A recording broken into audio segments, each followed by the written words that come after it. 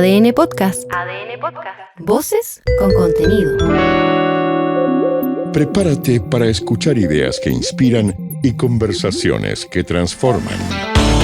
Aquí comienza Tecnociencia, el podcast con Andrea Obaid. La red móvil 5G se implementó en el año 2022 y actualmente ya hay 8,2 millones de chilenos y chilenas que están conectados a esta red, según la Subsecretaría de Telecomunicaciones. Alfonso, ¿se cumplió la promesa del 5G en Chile? Yo creo que sí, hemos cumplido la promesa del 5G, hemos logrado llegar a la mayor cantidad posible de clientes y mejorar la experiencia de uso del día a día de los clientes que nos ven, básicamente. Eso Claro, es lo que porque queríamos. si comparamos con el 4G, o sea, el 5G es 10 veces más rápido, uno puede descargar en segundos una película, la conectividad, por supuesto, nos ayuda a navegar por multiplataformas, pero ¿qué significa también en la realidad? ¿Por qué todavía no se llega a todas las personas y si bien Chile es un país súper digitalizado, todavía hay una brecha digital? Bueno, ahí lo que pasa es que a ver, hay varias cosas. Primero, temas de terminales, ¿ya? Terminales me refiero al celular que tenemos en el, en el bolsillo cada uno, tú, yo. No todos son compatibles con el 5G. Cuando salió, la mayoría de los celulares no eran compatibles. Entonces, hay todo un tema de recambio tecnológico de la gente, que de hecho hoy en día, si uno ve los datos, la gente cambia mucho menos el celular. Uno cambia el celular yo personalmente cada 3 años, antes lo cambiaba cada año. Y al final eso lo que hace es que la adopción sea un poco más lenta porque tenemos que ir modificando el parque. Y la otra cosa que pasa también con el 5G, porque si bien te dije, se cumplió la promesa, sí. Igual hay ciertas cosas, algunas promesas que vienen con el 5G, sobre todo por un lado un poco más empresarial, que todavía falta para llegar, ¿ya? Y que ahí podemos aprovechar de ir conversándolo en esta media hora que tenemos, pero básicamente hay ciertas cosas que tienen que ver con Smart Cities, por ejemplo, que es como tener todo conectado, que cada dispositivo que tenemos nosotros, nuestro reloj, el celular, el auto incluso, esté conectado. Para eso todavía no llegamos al punto donde lo podemos usar.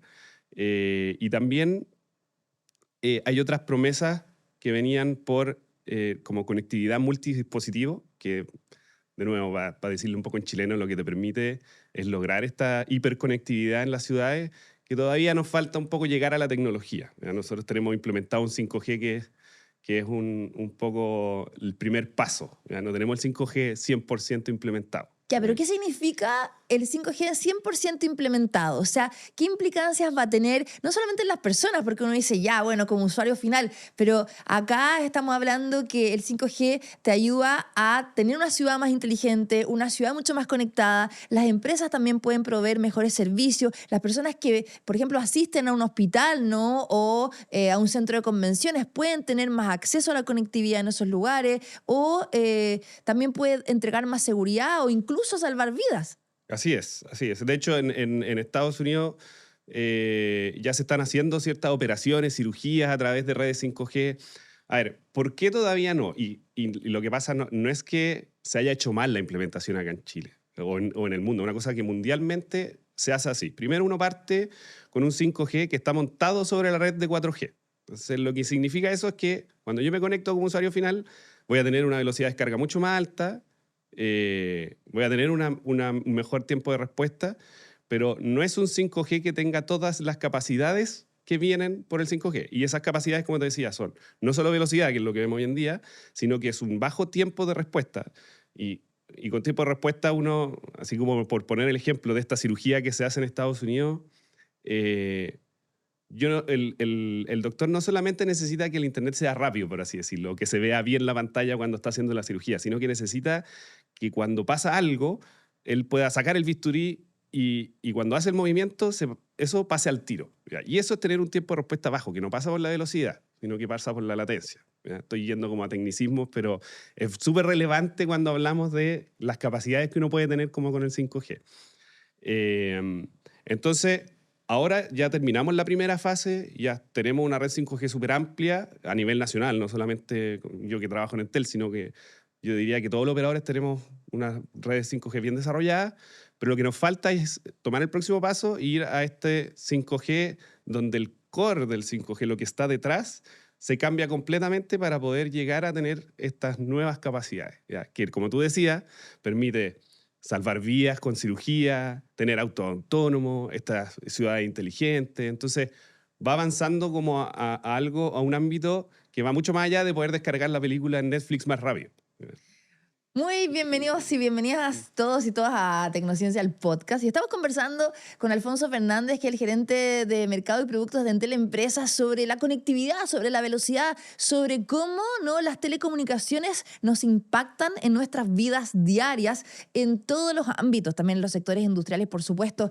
Alfonso, bueno, sigamos hablando del tema de la conectividad, que a mí me parece fascinante porque lo que estamos viviendo con el 5G obviamente es una revolución, pero lo que se viene con el 6G es aún mayor. Se dice que el uso del 5G actualmente es como andar en una autopista, pero lo que se vendría con el 6G es como casi que teletransportarse. ¿Así es la diferencia? Eso es lo que se espera. Ahora, todas las definiciones para el 6G, la verdad es que todavía falta mucho camino. Se habla del 2030. Entonces, como que definiciones, ni siquiera las definiciones básicas de lo que queremos va a estar. Puede ser incluso que en el 6G ya se empiecen a hablar de capacidades de inteligencia artificial, que es un tema que está súper relevante hoy en día. Entonces, lo que ha pasado con si uno ve la historia de las telecomunicaciones, básicamente, la primera generación, el 2G, el 3G, el 4G, el 5G, lo que iba haciendo la red es adecuarse a los avances tecnológicos que íbamos teniendo. Entonces, por ejemplo, al principio nosotros teníamos una necesidad de voz, ¿cierto? Entonces yo necesitaba llamarte a ti, Andrea, y el primer G, el 2G y el 3G estaban súper enfocados en una buena calidad de voz. Pero después apareció el Internet y el smartphone. Dijimos, bueno, quiero estar conectado siempre, quiero poder meterme en una página de Internet desde mi celular. Entonces el 4G fue a cambiar un poco el paradigma y se elaboró pensando en los datos, en navegación, ¿ya? Y el 5G profundizó un poco en eso. Entonces, por eso te digo, el 6G probablemente va a tomar todas estas tendencias que estamos viendo hoy en día, que es la inteligencia artificial, automatizaciones, todo conectado, y llevarlo al próximo nivel. El estándar debería seguir lo que se necesita, lo que necesita la tecnología y las tendencias para poder llevarlo al próximo nivel y que la gente lo pueda usar, básicamente. Ya, pero estamos hablando que es 100 veces más rápido que el 5G. O sea, es una locura. ¿Y eso qué implica también en el tipo de teléfonos que vas a tener? La cantidad de batería que vas a necesitar para que también te aguante todo el día. O sea, ¿cómo también van a cambiar los dispositivos móviles? Eso es difícil saberlo, ¿eh? Deberían cambiar. Ahora, siempre que hay un cambio generacional, la batería siempre sufre. O sea, todos lo hemos sufrido aquí. Te compras el 4G y de repente uno lo desactiva y empieza a tener solo 4G. Pero hacia dónde van los dispositivos, la verdad es que pueden tomar muchos caminos, ¿eh? Hoy en día hemos visto, volviendo al tema de la inteligencia artificial, cómo ciertas empresas, bueno, OpenAI va a sacar algún dispositivo, no sabemos qué va a hacer, pero todos hablan de el próximo dispositivo de la era de inteligencia artificial, que básicamente es tener un agente contigo siempre. Que eso puede ser que esté imbuido en el mismo celular, puede ser que sea un PIN. Bueno, ahí uno puede empezar a hablar un poco de casi que de ciencia ficción de cómo va a terminar siendo esto. Pero seguro que esa próxima evolución de los dispositivos va a tener que tener capacidades de 6G y va a tener que tener la capacidad, el cómputo, la velocidad, como tú decís, 100 veces más rápida para poder cumplir la promesa que es, bueno, quiero tener un agente de inteligencia artificial que me ayude a hacer todo el rato en la vida, básicamente. Para las personas que a veces se preguntan qué hay detrás de todo esto, porque la conectividad, el acceso al Internet, y todos estos servicios que tenemos nos llegan sin saber mucho cómo es la infraestructura detrás. ¿Qué infraestructura se necesita para tener 5G y qué es lo que se necesitaría para llegar a un 6G? Una muy buena pregunta. Yo antes de trabajar en Entel, solo como anécdota, yo pensaba para mí adentro y siempre decía que hay unos duendecitos. O sea, yo pongo algo en el celular y hay unos duendecitos atrás que me traen la página de vuelta, no sé, si quiero ver cualquier página de internet o un video en YouTube. No, pero fuera, la infraestructura de telecomunicaciones, la verdad es que es algo bien complejo, así como para hablarlo en sin entrar en mucho tecnicismo, es difícil hacerlo. Pero en la práctica lo que tú tienes es lo que nosotros llamamos un core de telecomunicaciones, que es toda la infraestructura que va, que no son las antenas que te dan la señal, sino que es la columna vertebral, por así decirlo. Y por sobre eso uno monta las antenas, que es lo que uno ve, que de repente son palmeras, son torres, no muy agradables a la vista muchas veces. Se ocultan bien. Ya las detectamos igual. Estamos tratando. Entonces, esos son como los dos componentes principales. Nosotros para evolucionar al 5G, lo que hicimos primero, y es lo que te decía, como de esta primera y segunda fase, fue cambiar las antenas, por así decir, ¿ya? Pero la infraestructura core sigue siendo 4G. Y ahora lo que queremos es hacer la inversión y evolucionarlo a 5G. Y eso es algo mundial, de nuevo. O sea, todos los operadores en general partieron de la misma manera. Primero se cambian las antenitas y después se cambia esta infraestructura columna vertebral. Para el 6G probablemente va a ser algo similar. O sea, primero vamos a cambiar las antenas, va a subir mucho la velocidad, 100 veces, va a bajar la latencia, va a ser una experiencia mucho mejor. La capacidad de las redes va a ser mejor. O sea, cuando tú tenías, por ejemplo, estás conectado a una zona y dices, está lento, está medio colapsado. Bueno, cuando pasamos a la próxima generación, siempre hay una mejora en ese sentido y esa promesa también se cumple. Y después de eso, para tener el 6G completo, uno cambia la columna vertebral. Entonces, en términos de infraestructura, hay una inversión gigantesca que vamos a tener que hacer. La verdad es que los operadores siempre nos asustamos harto en estos recambios generacionales porque la inversión es súper harta y cada vez es más difícil captar cuál es el caso de negocio que hay detrás y que me va a devolver la inversión.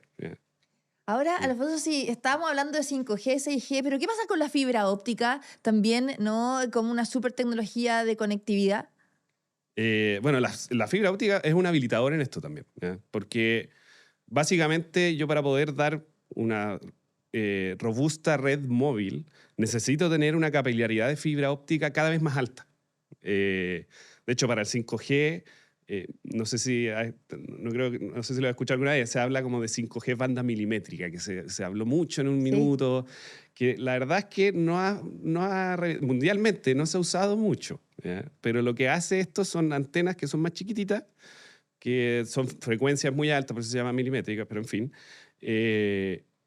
Pero tienen mucha capacidad, o sea, te pueden dar una velocidad mucho más alta de la que incluso tenemos ahora en 5G, pero tiene un alcance muy chico. Entonces tú necesitas tener mucha fibra óptica en todos lados para instalar estos postecitos.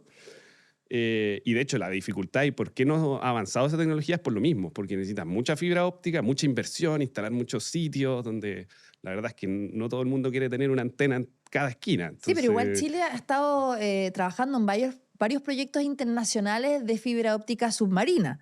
No, eso de todas maneras. Es que ahí la fibra óptica submarina cumple una función distinta, porque cuando te digo como la fibra óptica para llegar a la red móvil, es lo que nosotros llamamos como la capilaridad. Es como si tengo un tronco y un árbol grande, son las ramas que salen. Ya. La fibra submarina es el tronco, es cómo yo me conecto con otros países, cómo salgo a buscar la información hacia afuera. Entonces la inversión que se está haciendo es súper relevante porque lo que nos permite es estar mucho más cerca de nuestros vecinos, es como estar más cerca de la internet mismo, nos permite a nosotros como país. Es una cosa que va mucho más allá de las redes que usamos nosotros como operadores de telecomunicaciones, sino que es acercarnos, en este caso a Asia, acercarnos a Estados Unidos y tener capacidades mucho más, por así decirlo, o valga la redundancia, cercanas. ¿Ya? Estamos acercándonos a ellos. Pues estaba viendo el fin de semana una obra de teatro que hablaba sobre las tormentas solares y que dejaban totalmente desconectado al planeta Tierra, incluso la Estación Espacial Internacional. ¿Qué pasa si hubiese una situación como esa, una tormenta solar o un apagón que nos deje sin luz y nos deje desconectados? ¿Cómo actúa la infraestructura en casos extremos de emergencia? Bueno, lo vimos hace poco, cuando tuvimos nuestro apagón acá en Chile en febrero, creo que fue. Sí. La verdad es que, mira, nosotros tenemos una infraestructura que es bien resiliente. ¿Ya? Lo hemos ido fortaleciendo. De hecho, si vas al al inicio de todo, Entel, que yo trabajo ahí, nació por una catástrofe que fue el terremoto del 60 en Valdivia, por una necesidad de estar más conectados frente a este tipo de situaciones. Entonces, tenemos una vocación como país, digo, no solamente nosotros como Entel, y el regulador así también nos lo exige a nosotros, de tener redes que sean bien resilientes cuando pasan este tipo de cosas. Ahora, probablemente la gente que me está viendo en la casa me dice, bueno, pero a mí también se me cayó el celular, se me cayó la red cuando se hubo el apagón. Y claro, pasan esas cosas porque lo que se trata de hacer en las redes es tener resiliencia en ciertos puntos más estratégicos. De manera de que la comunicación entre servicios de emergencia, entre carabineros, por ponerte un ejemplo, no se pierda. Eso es como la primera función. Y lo otro que pasa es que las redes se colapsan mucho más por lo mismo, porque se caen algunos sitios de alrededor y queda solo un sitio donde antes se cubría, me refiero, solo una antena donde antes cubrían 5, por ponerte un ejemplo. Y ahí lo que nosotros siempre llamamos a la gente, que si hay una tormenta solar, si hay un apagón, manden SMS, envíen WhatsApp, no llamen, no se pongan a ver Netflix. Hay que hacer un esfuerzo de todos básicamente para que las cosas sigan funcionando, pero la verdad es que vivimos en una sociedad como donde la tecnología está tan metida, ¿ya?, en el día a día, en lo que hacemos, tan hiperconectados que a nosotros también nos cuesta muchas veces dejar de lado y decir como, bueno, hay un apagón, quizás no voy a poder ver mi serie. Y uno lo sufre mucho, por ponerte un ejemplo. Lo que pasa es que yo digo, si estamos en una situación que de verdad se produzca el caos, como tú decías, quizás ciencia ficción casi, ¿no? Nos quedemos sin luz, nos quedemos sin conectividad, no sabemos dónde están nuestros parientes, a lo mejor no en una situación como un terremoto. O sea, ¿qué backup hay para que esto siga funcionando? Porque las telecomunicaciones son lo más importante y que además funcionan con electricidad. Sí, sí. No, como te decía, y nosotros tenemos ciertos backups. Hay 4 horas, hay 8 horas en ciertos sitios. Pero la verdad, si es que se nos corta la luz por 24 horas, o sea, es muy difícil que sigamos con una infraestructura que siga funcionando. Y eso es uno de las grandes como debilidades que tenemos, y dependemos mucho de la electricidad, no solamente para temas de telecomunicaciones, sino que para cargar los mismos dispositivos. O sea, va a llegar un punto donde el problema no va a ser que se me va a caer la señal del celular, va a ser que no voy a poder cargar mi celular si es que si es que hay un apagón, por ejemplo. Entonces, yo creo que es un tema súper relevante, de harto para conversar, porque lo que tú dices es cierto, somos muy dependientes, pero nunca vamos a poder dar una resiliencia al 100% como en un caso apocalíptico, medio catastrófico que estás poniendo, Andrea. Como que no es que estemos tan preparados, sí estamos preparados para algo que es más o menos dentro de lo normal, que fue lo que pasó el apagón. Yo creo que las redes dentro de se comportaron bien, pero si pasa algo mayor, complicado. Hay que seguir trabajando para eso. Exacto. Alfonso, hablemos de la conexión satelital, que es otra de las tecnologías que además ha irrumpido, además que hay ahora esta alianza con Starlink, ¿no? SpaceX, y que además ha permitido conectarse desde lugares que son súper remotos y que de verdad la señal de teléfono no existe. ¿Cómo es esa tecnología? Sabes que es una tecnología bien, como que surgió bien de un minuto a otro, como para uno que está sentado así como Starlink, de repente apareció y todo el mundo ahora, que antes quizás no tenía señal, ahora tiene Starlink. ¿Cuál es la gracia de esta tecnología? Antes nosotros teníamos una tecnología satelital, el internet satelital existe hace mucho tiempo, mucho, mucho tiempo. Esto no es nuevo. Lo que es nuevo es que antes los satélites estaban en una órbita, orbitando alrededor de la Tierra, muy lejos. Entonces, eso producía 2 problemas. Uno, que la velocidad que se podían alcanzar eran muy bajas. Uh-huh. Y lo segundo es que los tiempos de respuesta, esta latencia que te decía, como desde que yo saco el bisturí o que el doctor saca el bisturí hasta que sale el robot, lo saca, era muy alto. Entonces, era muy difícil usar aplicaciones incluso como de no tengo idea, de transferencia. Incluso los bancos te podían tener problemas cuando usabas este tipo de cosas porque el tiempo de respuesta, la latencia era muy alta. Entonces, lo que vino a hacer esta nueva tecnología, que partió con Starlink, ahora hay otros competidores que se están incluyendo, hay Amazon Kuiper, si no me equivoco, también están empezando a dar su servicio, es que los satélites los ponen en órbita baja, están mucho más cerca de la Tierra. Yo no sé, a mí me tocó, por ejemplo, ver cuando recién estaba partiendo Starlink, estas filas de luces que se veían en el cielo. Bueno, estos son los satélites que tiran, que son muchos satélites en órbitas mucho más bajas y como están más cerca, dan más velocidad y a un tiempo de respuesta mucho mejor y también todo con una tecnología de punta. O sea, esta antenita que usa Starlink, que es una cuestión súper avanzada. Entonces ha venido un poco a cambiar, como tú dices, la manera en que estamos conectados. O sea, Ya, pero por ejemplo, yo me voy a un bosque, ¿ya? Y llevo mi teléfono y no tengo cómo conectarme. Y claramente eso me genera un poco de inseguridad. Primero, ¿por qué no me puedo conectar en un bosque? ¿Qué es lo que pasa? ¿Por qué no tengo acceso a 4G, 5G? ¿Y qué es lo que me permite entonces el acceso a una conexión satelital? mira, al final todo esto pasa por como las brechas de cobertura que nosotros le llamamos, ¿no?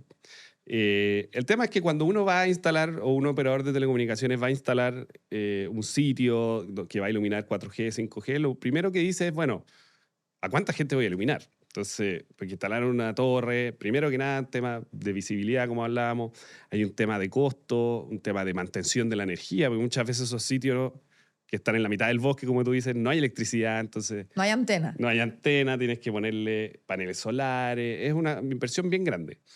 Y muchas veces se ha ido mejorando, obviamente. De hecho, los concursos de espectro que hace la Subtel es la Secretaría de Telecomunicaciones, lo que hacen ellos es habilitar el espectro, que es como tú hablas de la autopista. Bueno, el espectro es como la carretera, ¿ya? Es donde se da la señal móvil. Y la Subtel es la que lo disponibiliza a la empresa y lo que ellos hacen en los concursos es pedir ciertos despliegues mínimos. Entonces, ¿hemos ido mejorando esa cobertura? Sí.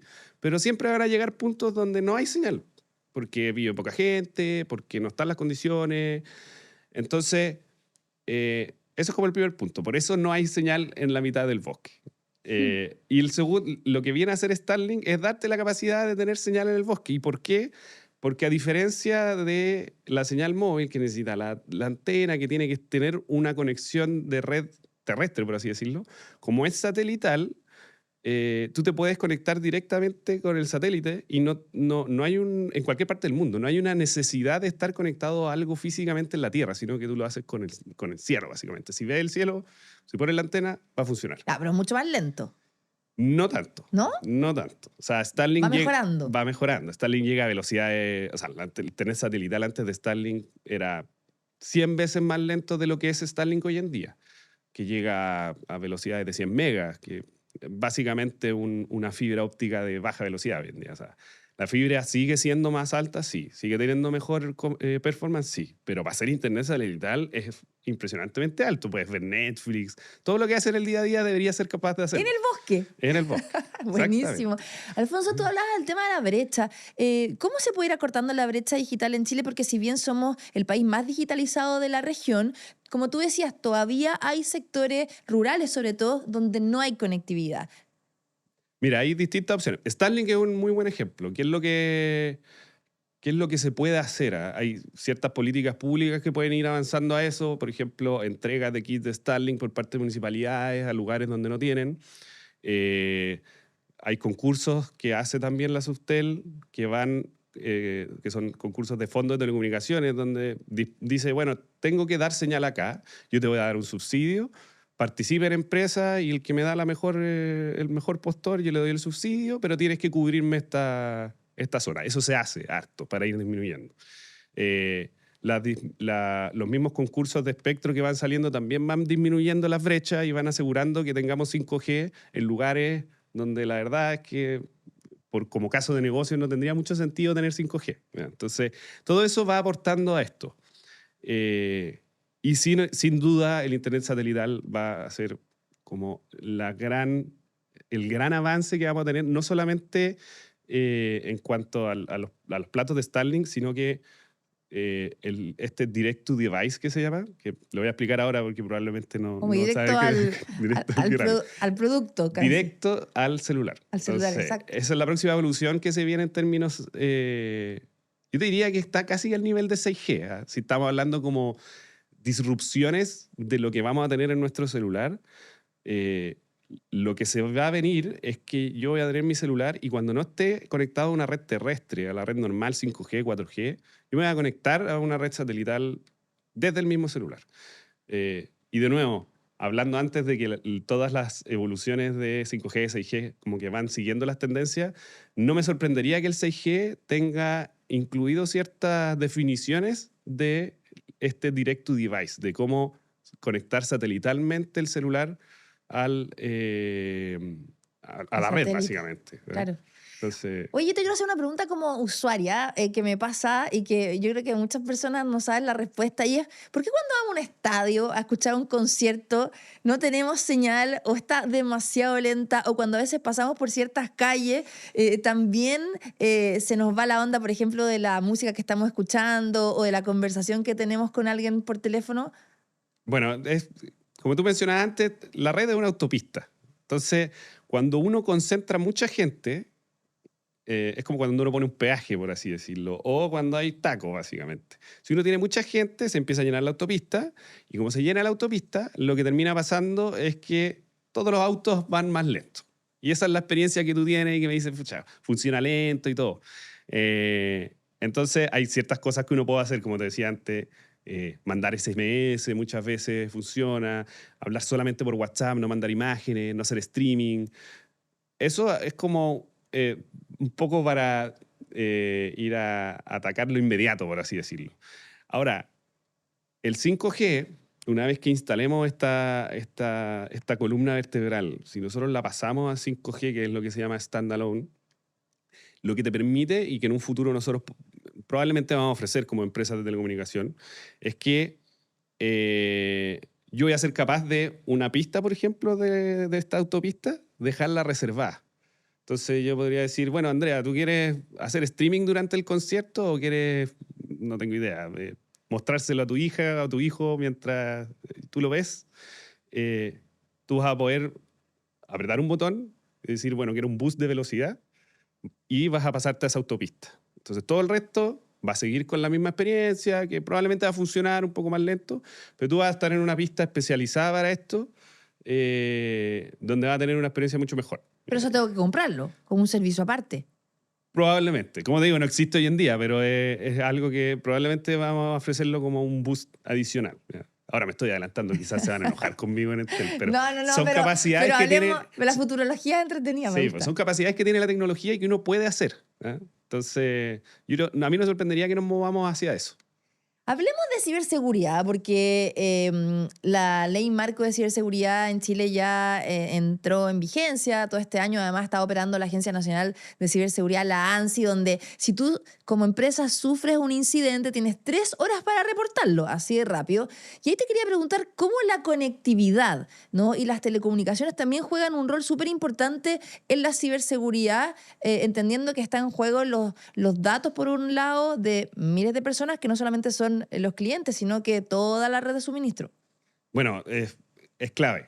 Es súper importante porque al final la conectividad, las redes de conectividad son la columna vertebral de, bueno, en general de nuestra vida, de la empresa. Me estoy yendo un poco como a lo conceptual, pero sin la conectividad no existe ni hay necesidad de ciberseguridad porque es lo básico. Entonces, es súper importante la ciberseguridad y la seguridad en la conectividad, sobre todo, ¿ya? Porque es la primera capa, es la primera línea de defensa que uno tiene para cuando uno tiene ciertos problemas. Entonces, esta ley de ciberseguridad ciertamente es súper relevante, viene a definir ciertos actores, ciertos distintos tipos de actores dentro de la empresa, básicamente, con distintos requisitos. Entonces, ciertas empresas tienen algunos requisitos de ciberseguridad que sí o sí tienen que tener, tanto en sus redes como en sus sistemas.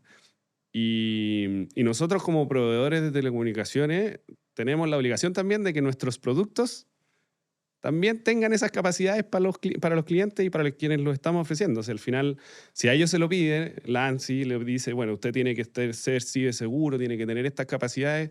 Nosotros como empresa de telecomunicaciones tenemos que ser capaces de dárselo. Entonces, un cambio bien grande. Lo que pasa es que además se suma que la inteligencia artificial te ayuda muchas veces como a prevenir estas vulnerabilidades, pero también es una súper herramienta para atacar. Sí, no, 100%. O sea, cada vez son más creativos los ataques, por ponerlo en ciertos temas. Ahora, también las herramientas son cada vez más potentes. Y hay una conciencia de ciberseguridad que hace 5 años no existía. O sea, yo diría que eso ha sido un avance súper positivo. Antes una empresa de mediano tamaño no pensaba en tener una capacidad de ciberseguridad instalada. Y hoy en día sí lo están haciendo, sobre todo con esta nueva ley que un poco los obliga dependiendo del rubro que tengan, pero te impulsa a tener estas capacidades que son clave al final, porque la gente que me está viendo puede decir, bueno, ¿qué tan relevante puede ser la ciberseguridad? Si a mí no me van a atacar, si soy una empresa chica o soy una persona, yo no soy importante, no soy un político, ¿cuál es la relevancia de esto? Pero la verdad es que estos hackers, estos ciberataques pasan a todo nivel y te pueden destruir una empresa completa y en minutos.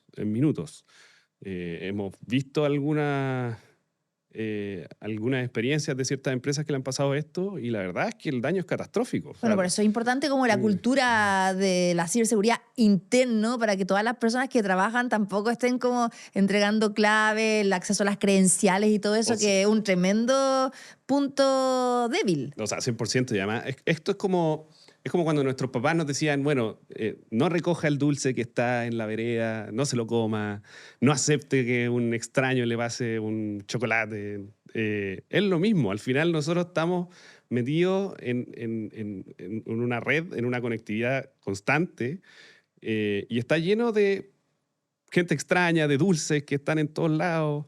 Y uno tiene que aprender y como educarse en ese sentido de que no puede abrir cualquier cosa que le mandan al correo. Uno no puede tomar un USB o un pendrive y conectarlo sin saber qué es lo que tiene dentro. Entonces, no solamente son las capacidades que nosotros tenemos y que contratamos, con firewall, etcétera, etcétera, sino que también es una educación interna. La primera muralla para que no tengamos ciberataque en todas las empresas o como personas naturales somos nosotros mismos. Alfonso Fernández, gerente de mercado y de productos de Entel Empresa, que entretenía la conversación. Tantas cosas que uno ve a diario en la tecnología, en la conectividad, que muchas veces no se da ni cuenta y las tenemos acá todo el tiempo. Increíble cómo va a ir avanzando todo esto. Así que gracias por estar hoy día con nosotros acá en Tecnociencia, el podcast. Muchas gracias a ti, Andrea. Estuvo muy interesante y yo feliz de tener estas conversaciones, la verdad. Muy entretenido. Sí. También quiero agradecerles a ustedes por la sintonía, como siempre. Recuerden que estamos con Tecnociencia, el podcast, en YouTube, en Spotify, en Instagram, en TikTok, en LinkedIn, en Facebook, en X, en todas las plataformas digitales de ADN. Cada martes a las 5 estrenamos un nuevo capítulo con estas conversaciones muy entretenidas de ciencia, tecnología, conocimiento, educación, medio ambiente, salud y mucho más. Hasta la próxima, que estén bien. Esto fue Tecnociencia, el podcast con Andrea Obaid. Tecnociencia fue una presentación de Sodimac. Más socios que nunca. Entel Empresas, a tu partner tecnológico. Elígelo bien. Y Arauco, renovables para una vida mejor.